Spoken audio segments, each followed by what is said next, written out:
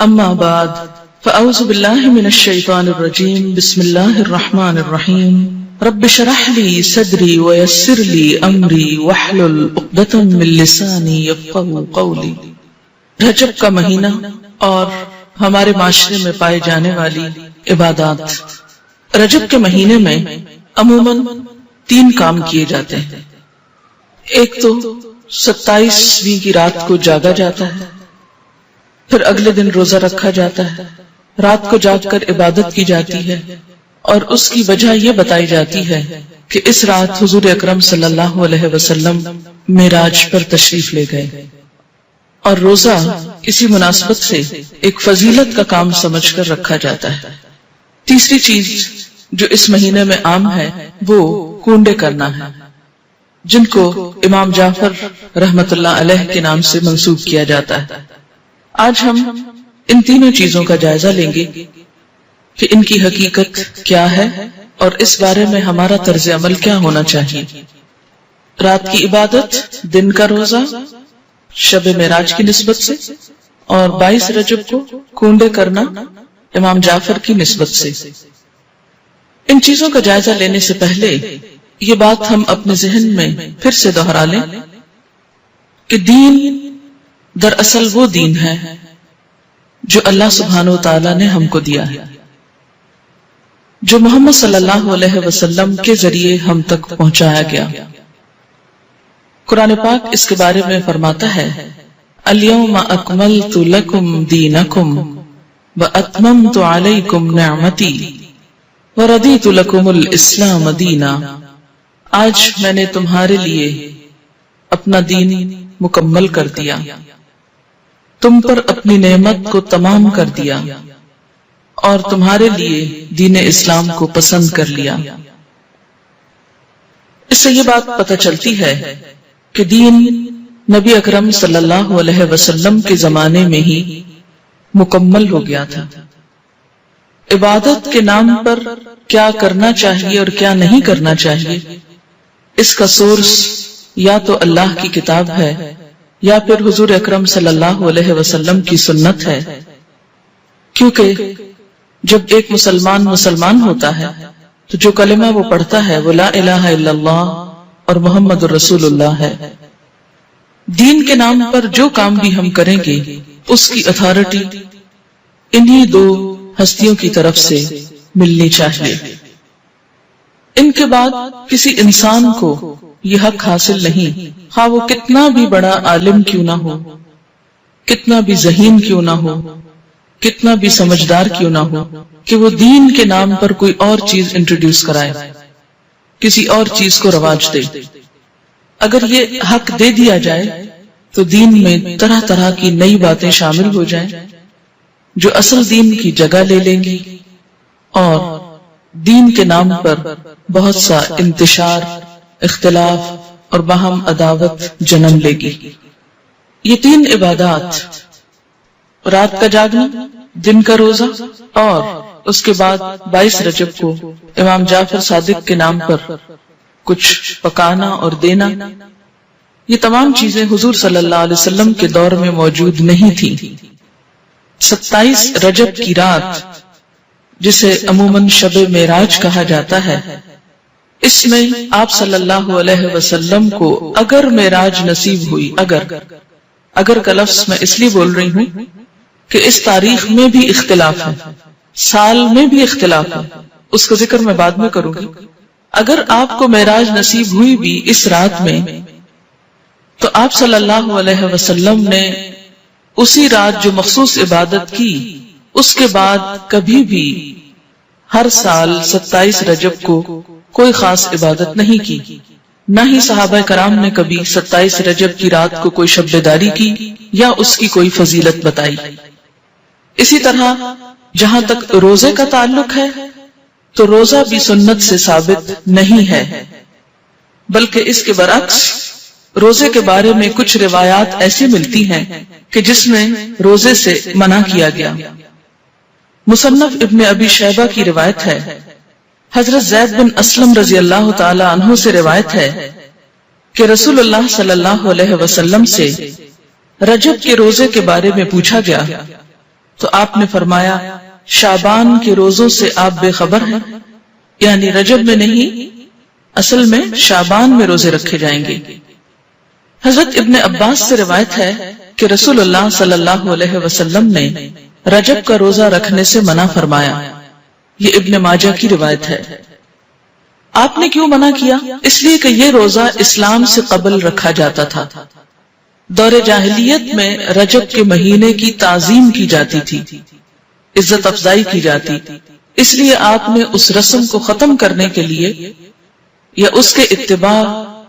کو توڑنے کے لیے اس سے منع فرمایا، اور یہ وضاحت کنز الامال میں کی گئی ہے،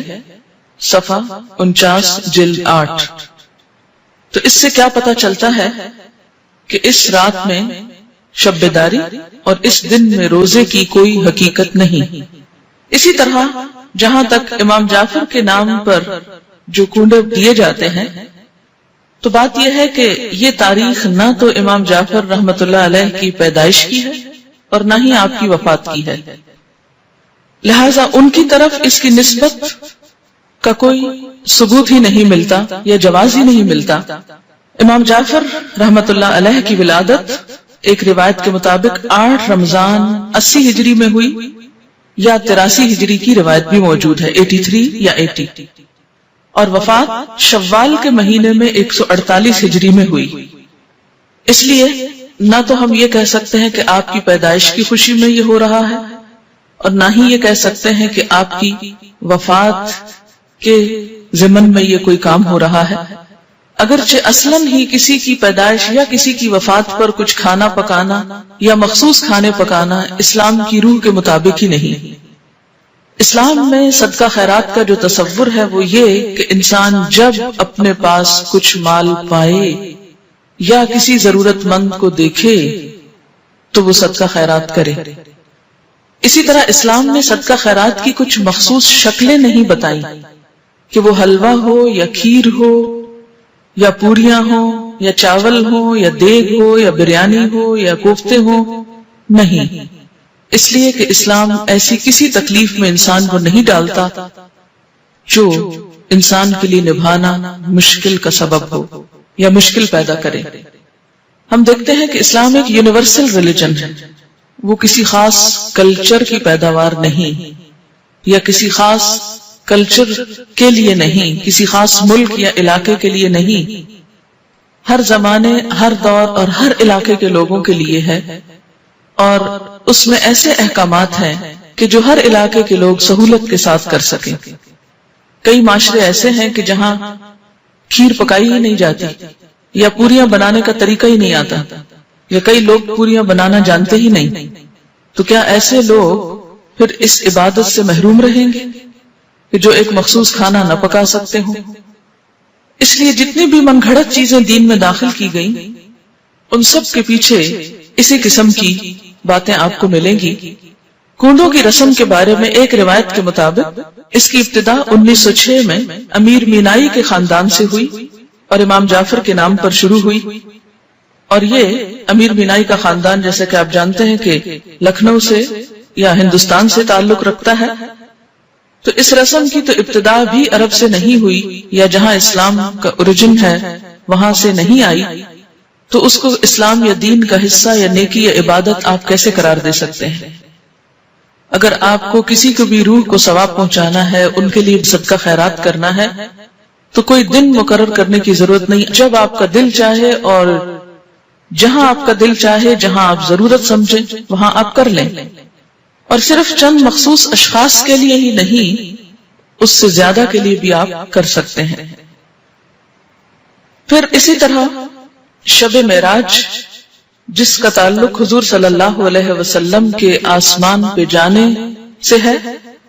اس کی حقیقت کے بارے میں اور اس کی کچھ تفصیلات کے بارے میں آپ سے بات کروں گی۔ اگر کوئی شخص اس دن کو بہت اہمیت دینا ہی چاہتا ہے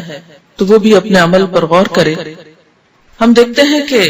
اس تاریخ کے بارے میں بے شمار اختلافات ہیں، یعنی تاریخ یا مہینہ یا سال کے بارے میں یا اس کے اجزاء کے بارے میں تقریباً 36 اقوال ہیں۔ بعض کے خیال میں یہ ربیع الاول میں ہوئی، بعض نے رمضان کا مہینہ قرار دیا، بعض نے ہجرت سے 1 سال پہلے، بعض نے 1 سال 6 ماہ کہا، بعض نے 1 سال 5 ماہ کہا، کسی نے 1 سال 2 ماہ کہا، کسی نے 3 ماہ کہا، کسی نے 1 سال 4 ماہ کہا، یعنی بے شمار اقوال ہیں اس کے بارے میں۔ ایسا کیوں ہے کہ ایک اتنا بڑا واقعہ ہوا اور اس کی تاریخ بھی صحیح معلوم نہیں؟ اس کی بنیادی وجہ کیا ہے؟ اس کی بنیادی وجہ یہ ہے کہ اسلام کے دور اول میں لوگوں کو تاریخوں سے زیادہ دلچسپی نہیں تھی، وہ تاریخیں صرف یاد رکھتے تھے حج کی یا رمضان کی، جس میں مخصوص عبادات کرنا ہوتی تھی۔ اس کے علاوہ کون کس دن فوت ہوا، کس دن پیدا ہوا، یہ چیزیں ان کے نزدیک کچھ بہت اہمیت کی حامل نہیں تھی۔ یہ کون سا واقعہ کس دن ہوا،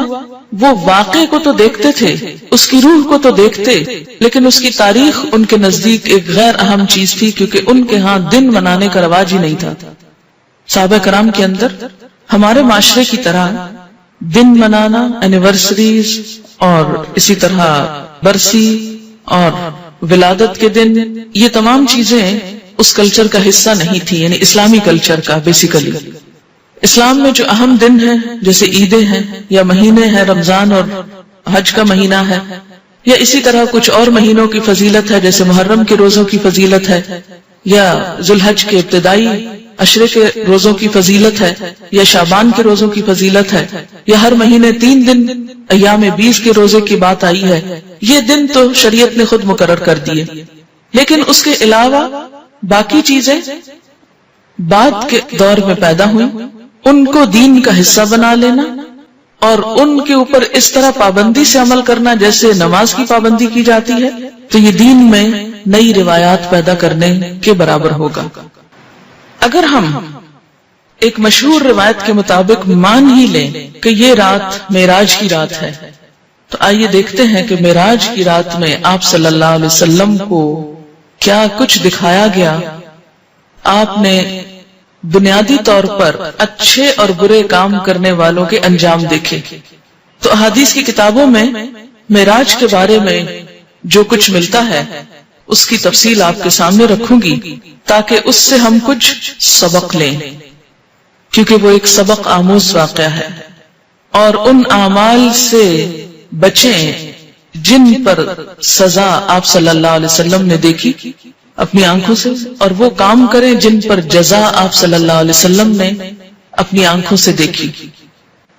قرآن پاک میں اللہ سبحانہ وتعالی نے فرمایا، سبحان الذی اسری بعبدہ لیلا من المسجد الحرام الى المسجد الاقصى الذی بارکنا حولہ لنریہ من آیاتنا انہ هو السمیع البصیر۔ سورۃ بنی اسرائیل۔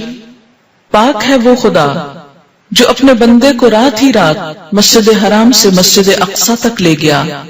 جس کے آس پاس ہم نے برکت رکھی ہے تاکہ ہم اسے اپنی قدرت کے بعض نمونے دکھائیں۔ یقیناً اللہ تعالیٰ ہی خوب سننے والا اور دیکھنے والا ہے۔ ان آیات میں جس واقعے کی طرف اشارہ ہے وہ واقعہ اسراء کے نام سے مشہور ہے۔ اسراء کا لفظی معنی ہے رات کو سفر کرنا، رات کو چلنا۔ اس میں بنیاد